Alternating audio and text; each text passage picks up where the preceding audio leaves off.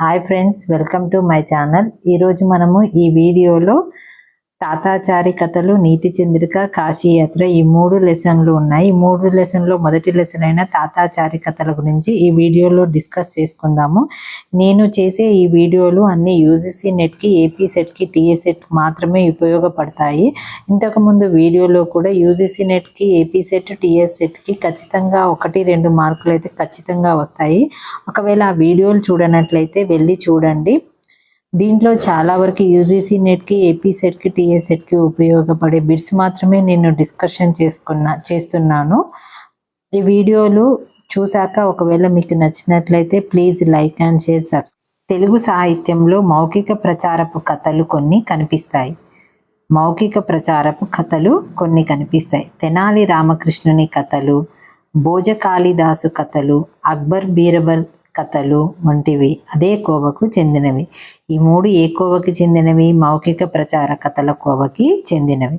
అదే కోవకు చెందిన కథలు తాతాచారి కథలు. ఈ కోవకు చెందినవే తాతాచారి కథలు కూడా.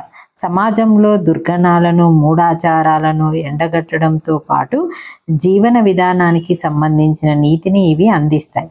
హాస్యం, వ్యంగ్యం, అమాయకత్వం కలిపిన మిశ్రమ ప్రవర్తన గల మనుషులను, వారి భాషా శైలిని ఈ రచనలో మనం చూడవచ్చు. మౌఖికంగా వివిధ సందర్భాల్లో చెప్పిన ఈ తాతాచారి కథలను సిపి బ్రౌన్ సంకలనం చేసి మనకు అందించారు. ఎవరు సంకలనం చేశారు? సిపి బ్రౌన్ గారు సంకలనం చేసి మనకు అందించారు. ఏ కథలని? తాతాచారి కథలని మనకు అందించారు. ఈ తాతాచారి కథలు 1790-1843 బ్రౌన్ దగ్గర ఉద్యోగిగా 1843 వరకు ఉన్నారు.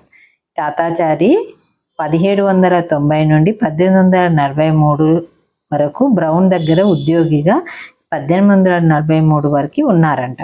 ఈయన పుత్తూరు ద్రావిడ బ్రాహ్మణుడు.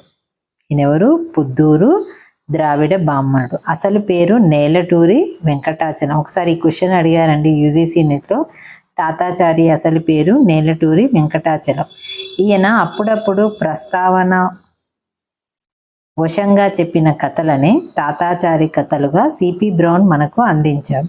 సున్నితమైన హాస్యము, వ్యంగ్యము, చలోక్తులతో సాగే మౌఖిక కథన రీతి తాతాచారి కథల విశిష్టత.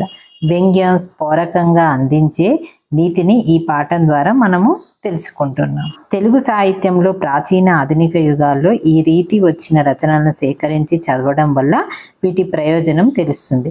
తెనాలి రామకృష్ణుడు, భోజుడు, కాళిదాసు, తాతాచారి వంటి వ్యక్తుల ఆధారంగా ఇటువంటి కథలు ఒకప్పుడు ప్రచారంలో ఉండేవి. ఇటీవల కాలంలో ప్రాంతం, పల్లె ఆధారంగా ఇటువంటి కథలు కనిపిస్తాయి.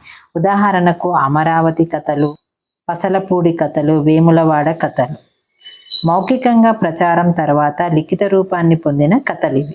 అవి మౌఖికం తర్వాతకి ఇవి లిఖిత రూపం పొందిన కథలు.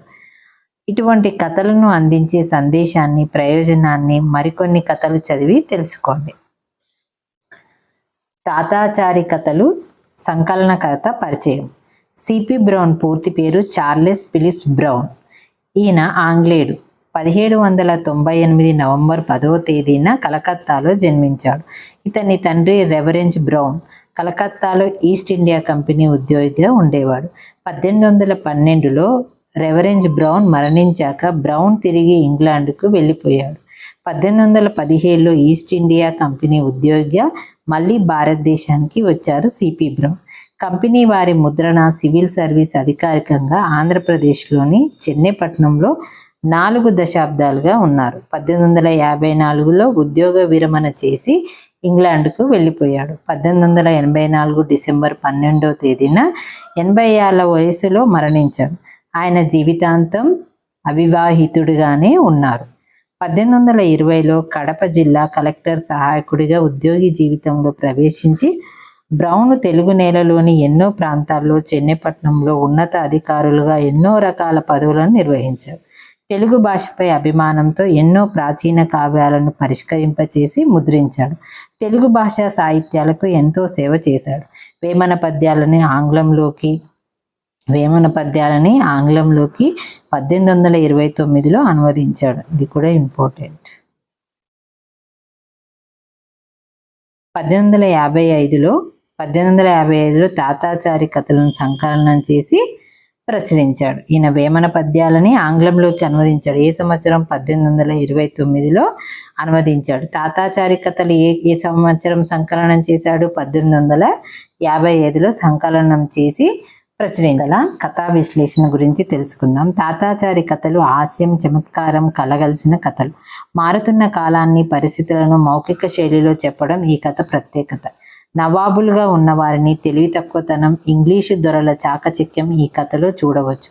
రాజుల ఆధీనంలో రాజ్యం ఉన్న కాలం నుంచి బ్రిటిష్ ఆధీనంలో రాజ్యం, భారతదేశం మారి కప్పం కడుతున్న కాలాన్ని ఈ కథ సూచిస్తుంది. ఈ కథ దేన్ని సూచిస్తుంది అంటే ఇంగ్లీషు దొరల చాకచక్యం ఈ కథలో చూడవచ్చు.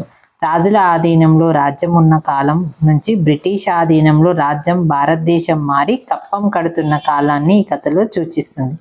రూపాయల ముద్రణతో బ్రిటిష్ వారికి పూర్తిగా భారతదేశ రాజుల దాసోహం మనక తప్పని పరిస్థితిని ఈ కథ చెప్తుంది. ఈ కథ 4 ఘట్టాలుగా అర్థం చేసుకోవాలి.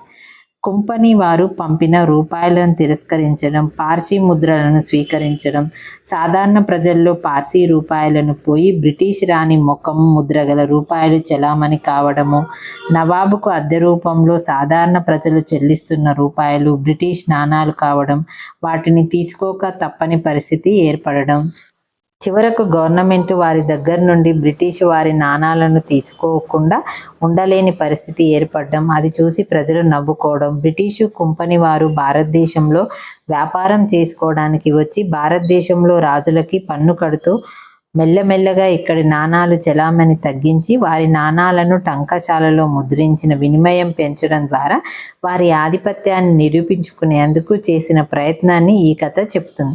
1892లో కుంపిని వారు రాణి ముఖం గల రూపాయలను వేయించడం ప్రారంభించారన్న చారిత్రక విషయాన్ని చెప్తుంది. బ్రిటిష్ వారు కప్పం రూపంలో రూపాయలను చెల్లించేవారని తెలుస్తుంది. పార్సీ రూపాయలపైన పార్సీ పదాలు, బ్రిటిష్ నాణాలపైన రాణి ముఖం ఉండడము, జీతం రూపంలో డబ్బు చెలామణి ప్రారంభం కావడం వంటి చారిత్రక విషయాలు ఈ కథ ద్వారా తెలుస్తాయి.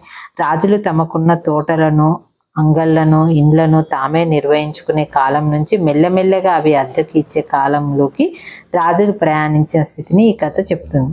బ్రిటిష్ కంపెనీ వారు ముందు చూపు కాలానుగుణంగా తమను తాము మార్చుకుని భారతదేశపు రాజుల స్థితిని ఈ కథలో చూడవచ్చు. భాషా విశ్లేషణ. మౌఖిక శైలిలో సాగే కథ కాబట్టి నోటి భాష, పలుకుబడితో కూడిన భాష ఇందులో కనిపిస్తుంది. ఈ తాతాచారి కథలేంటి? మౌఖిక శైలి.